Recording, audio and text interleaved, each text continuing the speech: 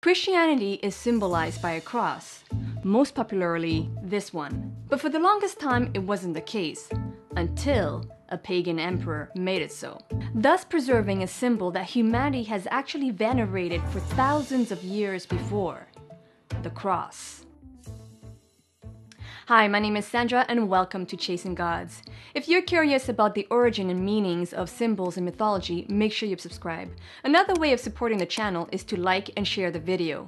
You can also check out my Patreon page where you can donate $1 or more each month so that I can continue to make high-quality research videos.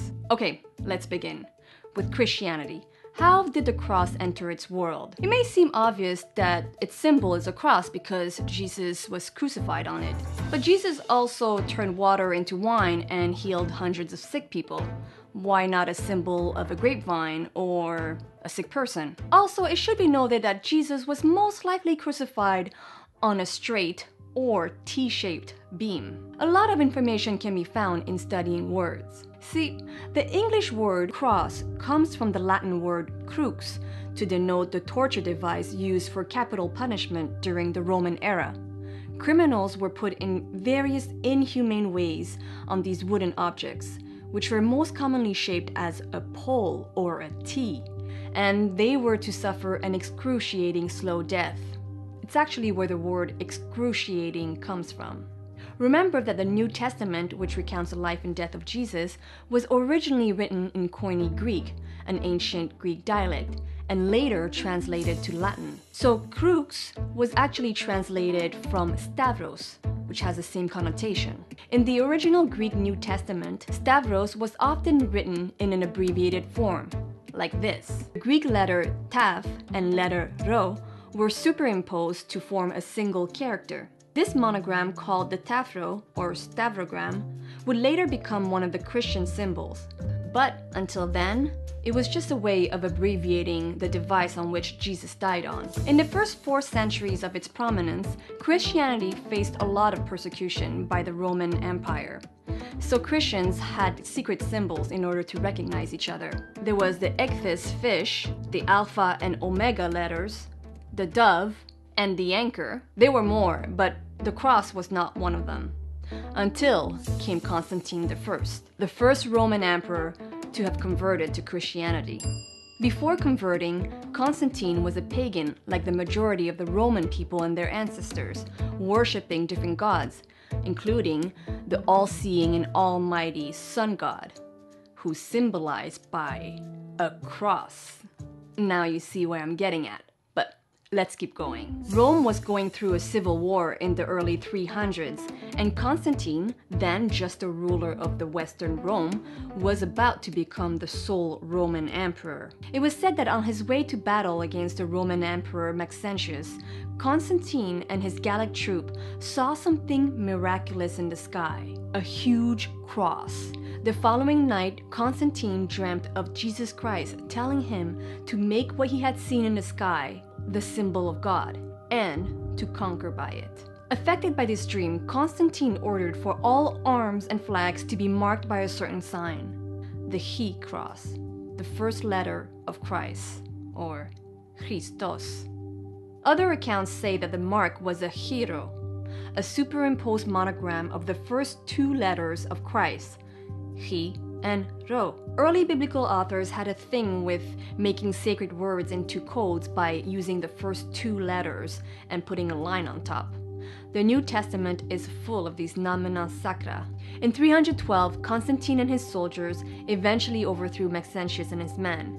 And to them, this was done with the divine intervention of God, the Christian God, marked by the cross. From here on, these divine symbols eventually became those of the Roman military, and thus the Roman empires.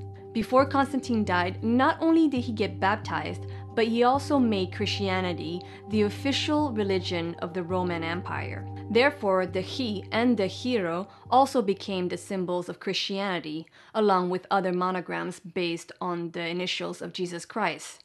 And gradually, they transitioned into the bare cross. We'll find out later how Constantine could have had such a dream and vision, but first, let's get into a little bit of numismatic, the study of coins. When we look at ancient Roman coins from around the time of Constantine, we witness the transition from paganism to Christianity. We can see the variations of monograms like the chi, the giro, and the tafro. We can also find a wealth of pagan iconographies. One of them is the Roman sun god, Sol Invictus, crowned by sun rays, and next to him is an equilateral cross. It's not certain if this was meant to be a Christian cross, but it should be known that the cross was a symbol of the sun god across ancient Europe, Asia, and other major continents.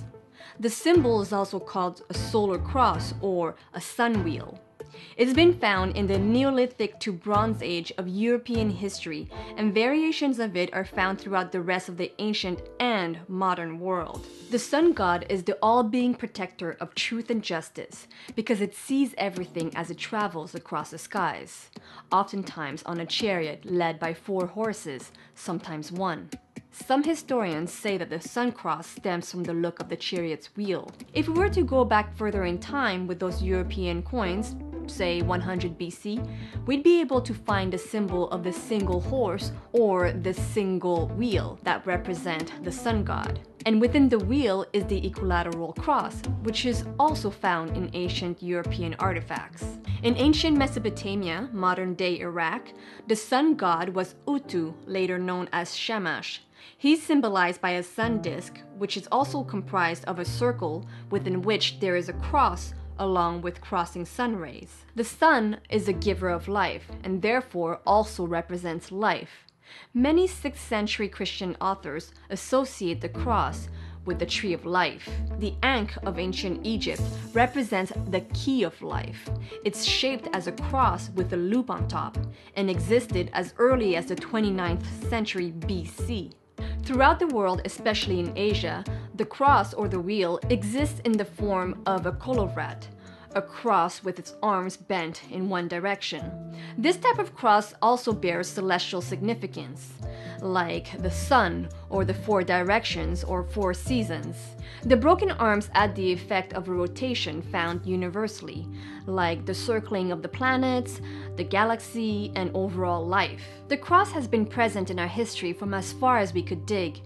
It seems evident that Constantine had established a Christian version of the cross for sake of smooth transition from polytheism to Christianity. However, it's possible that it wasn't done strategically, but subconsciously. As psychoanalyst Carl Jung believes, there are symbols and images in humanity's collective unconscious that keep resurfacing through dreams and eventually get converted to art and mythology.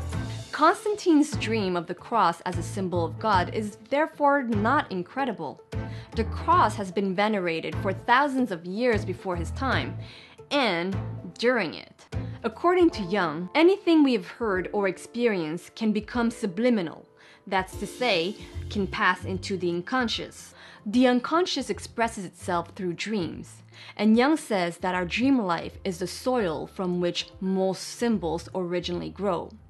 He also adds that our unconscious impressions quickly assume an element of unconscious meaning that is physically significant for us. In other words, the symbols in dreams have meanings that is personal to the dreamer. The sun god's cross may have represented the ultimate united God among the other deities in Constantine's deep unconscious. It's also possible that the importance of a united Rome through one religion metamorphosed itself into a solution-driven dream, being of Christ telling him to conquer by the cross, the symbol of God, and thereby uniting pagans and Christians under one familiar symbol. Just a speculation. As for seeing a majestic cross on the sun horizon, it's possible that he had seen a natural phenomenon called sundogs. These happen when sunlight is refracted by ice crystals in the atmosphere. Sundogs can actually be seen anywhere in the world during any season, but are most obvious when the sun is on the horizon. So much for miracles, huh? But hey, even if we know the science behind it, it's still quite a glorious sight. So I could imagine how it was seen in their time. Perhaps sundogs could have inspired the symbol of the sun cross as well. It could be debated in many ways why life or the sun is represented by a cross of all images. To Jung, the crossing of the lines symbolized the union of two elements, for instance, that of a man and a woman creating a new life. Furthermore, the image clearly points to a center. Humans have always put importance in the center. The center is where everything else spans from. Jung says that this is reflected in the way humans have arranged cities and homes. Humans also see themselves as the center of the universe, but not in an arrogant way, more in the sense of our consciousness being the center of it all. Everything exists due to our consciousness. But why would the Latin cross, which is the standard cross today, not be equilateral? Well, it had been for a good period of time. After a good run of the monograms, the equilateral cross, also called the Greek cross, was the common form, up until the 9th century. Though the Greek cross is still used in the minority, its transition to the customary Latin cross is said to have happened in order to better conform to the story of Jesus' crucifixion, or to the original hero or tephro. Jung says that this upward movement of the center of the cross is humanity's subconscious manifestation of elevating the center of man and his faith into the spiritual realm. In any case, the overall look of the cross, despite its many variations, has remained. Two lines, sometimes more, intersecting each other, creating a center and 4 divisions or more, and in some cases, showing a cyclical motion. Today, the cross is for the most part a symbol of Christianity, a symbol of resurrection, life, and hope. But all it takes is a closer look at our history to find that the symbol has existed from the time humanity could express itself. Religions come and go, but it seems that symbolism remain in the depth of our consciousness, waiting to resurrect anew through narratives that are meaningful to us collectively and personally. Thanks a lot for watching, guys. Please let me know what your thoughts are in the comment section below. A big thank you to all my Patreon contributors. For those of you who want to join in on the support and receive perks like access to the longer audio version of this video, please check out the Patreon link in the description box below. Thanks, and see you next time.